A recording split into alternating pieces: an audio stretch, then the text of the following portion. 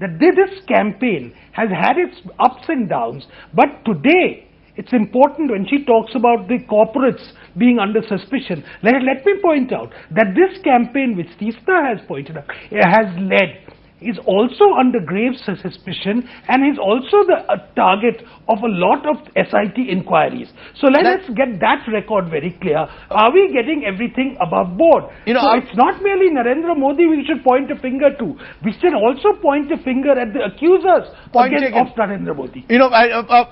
Paru Jaikrishna, the fact is industry has been a great supporter of Narendra Modi because he's seen as a CEO of Gujarat. But there will always be the question, can your CEO of Gujarat go to the United States, they deny him a visa? Aren't these issues that will haunt Narendra Modi? Does that, in that sense, do you really believe that Narendra Modi can make the next step forward? Can he really move beyond Gujarat 2002 while, the United States, for example, denies him a visa to travel there? With his robust optimism, he has been progressing and taking the lead for the state to grow not only industrially but inclusive growth with villagers, women, children, education, infrastructure. Leave any field aside, every field has grown. Why and how?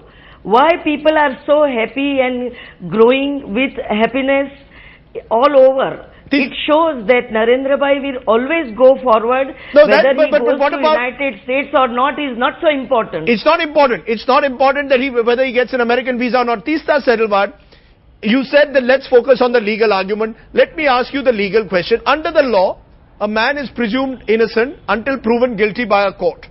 If it turns out that the court decides that Narendra Modi is innocent and was not personally, willfully responsible, does that in a sense mean a closure to the justice campaign that you've so bravely led over the last several years?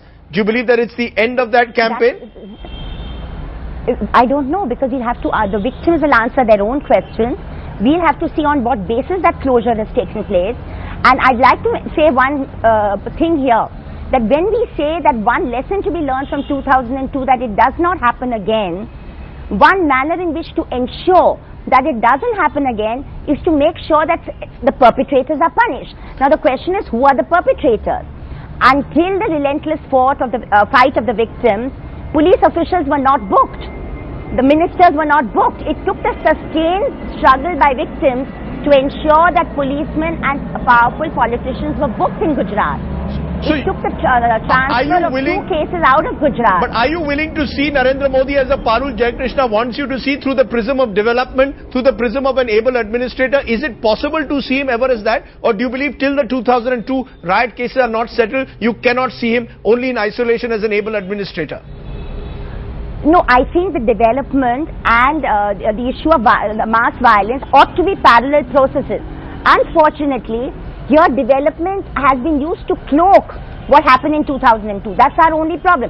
My point is that if there was no subversion, you see, Rajdeep, I'd like to say that there was destruction of records. In 2007, all the police control room records of Ahmedabad were destroyed. Right. This is why Supreme Court is watching the case. Now, we'll have to see whether SIT has looked into this destruction. Okay, so you're saying it's too premature. You're saying it's premature. Far too premature. Okay, point taken. It's premature in a sense to say that he's given a clean chit. But come next month, and should he be given one, obviously this debate will revive.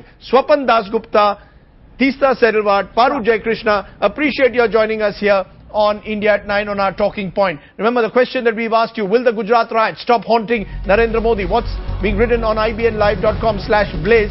Siddharth writes in, after the riots, Narendra Modi's reputation took a direct hit. Even if the SIT now gives him a clean chit, his image will take a much longer time to mend. What's the editor's take? What do we feel here on IBN, CNN IBN about the Narendra Modi issue? Well, if Narendra Modi is given a clean chit by the apex court in the 2002 Gujarat riots, it will also be an opportunity for the Gujarat Chief Minister to reinvent himself. While Modi has shown his skills as an able administrator, being seen to heal the scars of 2002 will always remain his biggest political challenge.